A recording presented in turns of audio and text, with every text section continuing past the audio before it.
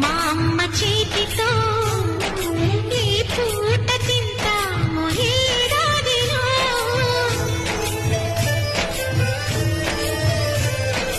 చక్కగా మా నాన్న పక్క